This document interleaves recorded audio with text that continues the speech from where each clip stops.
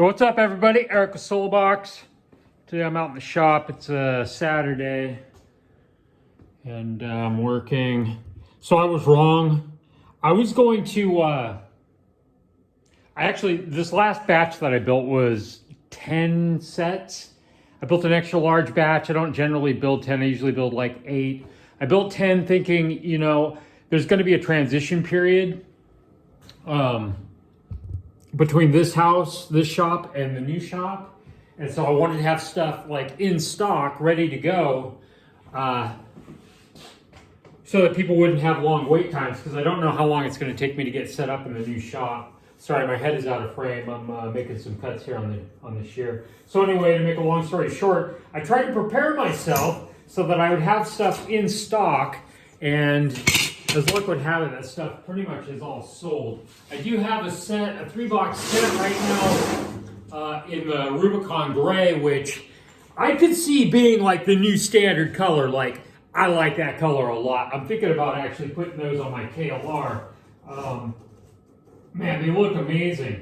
And so Kawasaki is actually going to drop the new bikes in 2 more days. I've been eagerly anticipating this actually for a couple of years now, I think, since they discontinued the KLR. And so it'll be interesting. First thing Monday morning, they're going to drop the new bikes. It'll be interesting to see what they come up with.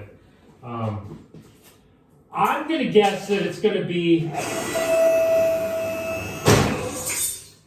just a revised KLR with a fuel injection system on it. Which, if that's what happens, I don't think I'll be buying one of those. I would like to see them. The one thing I don't like about the KLR currently, it's basically my perfect bike. I love KLRs. I've had 5 of them. What I would like to see them do is address the vibration. They could pretty easily probably lower the displacement, get rid of some of that vibration, and still manage to get the whatever it is, 28 or 34 horsepower, whatever the bike makes, out of a much smaller displacement piston. They could get rid of that vibration, still have the same power, probably lower the weight of it too. So I don't know what they're going to come out with. There's a lot of people talking about them maybe making a 700 parallel. We'll see what they do, but I've been kind of waiting. I'm thinking about maybe wanting to get another bike.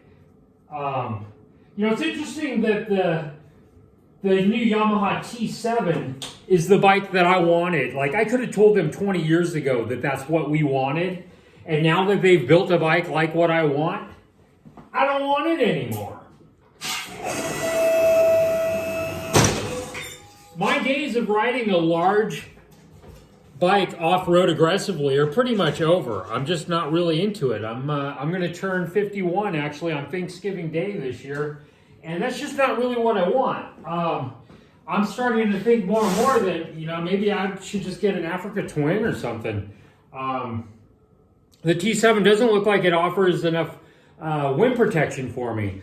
And I don't see myself riding it off-road as aggressively as to what the bike is designed to be ridden. I would have loved to have had that bike like 20 years ago. For me now, my riding actually is more on-road and more touring oriented, to be able to throw my stuff in my panniers and hit the road and do a trip. I'm probably going to get off-road a little bit, but it's probably just going to be to get to a campsite. I'm just not riding aggressively that way anymore. So it'll be interesting to see what Kawasaki does. As for the shop, the new shop is about double this space, which I could really use because I've added a lot of new tools in the last few years. The mill is new, trying to become a machinist, all that toolbox stuff over there, the lathe. I had to add a second brake to be able to do the new G3 lids. The shear has gotten bigger. The old shear was only 36 inches. This is a lot wider and bigger. So I could really use the space. The new shop is in a metal building. It's got a wood stove in it, which is interesting. I don't know how that's going to work out, but we shall see. I've got a lot of work over there to do to get that dialed in because I've got a bunch of stuff that needs to run on 220 now. I've got the mill. I've got a air compressor outside that's 220, and of course the powder coating oven. It'll be nice to have that extra space because honestly, I'm starting to outgrow this place here, especially with the elephant in the room, which is this thing. I should have built this a bit differently. I built it all as a unit, and now how the hell am I going to move it? I think I'm going to have to cut the legs off. You can see this stuff is all just tack welded on here. So I'm probably going to cut this off, the leg system, pick it up with the crane, put it on the truck, and make this part in the future so that it's two different pieces. But it will be nice to have the extra room and to be able to separate the powder coating part of this from the manufacturing part of it, because man, it's really, really dirty. And so I'd like to contain a lot of the mess. Here's the new powder coating machine. You see this dust, it ends up on everything. And so it's really nice to be able to do it in-house, and they're coming out awesome. But I would like to be able to separate it somewhat, and so the larger shop will really help to do that. I've got lighting I've got to set up at the new place, probably some new shelving, bench spaces to set up. Moving this stuff it's always real interesting. Speaking of the powder coating, this is a new canister that I just ordered off of Amazon for, I'm going to try this out for doing multiple colors. It turns out that swapping that big canister over to new colors is a real pain in the ass. It's real dirty. And so this canister was $100. I haven't tried it out yet, but for doing smaller, I mean, that canister holds a hell of a lot more powder than what I need it to hold. So I found these for $100. If this works out, I'll probably get one or two more of them and just go to using smaller canisters and make it so that swapping in between colors is really easy on me.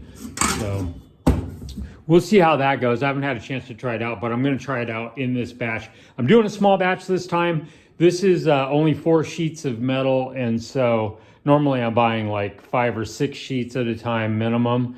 And so I just got to get some stuff built because I've got stuff now that orders I can't fill. And so if you want a 3-box set in this color, hit me up, because I would, if I don't, these might end up on my bike. I should probably sell them though.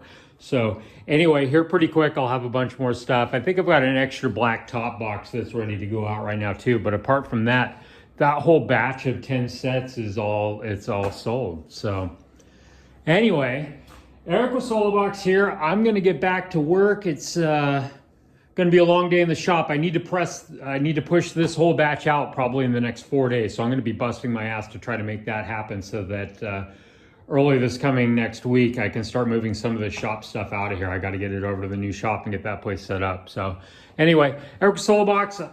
Talk to y'all later. Ride safe, everybody.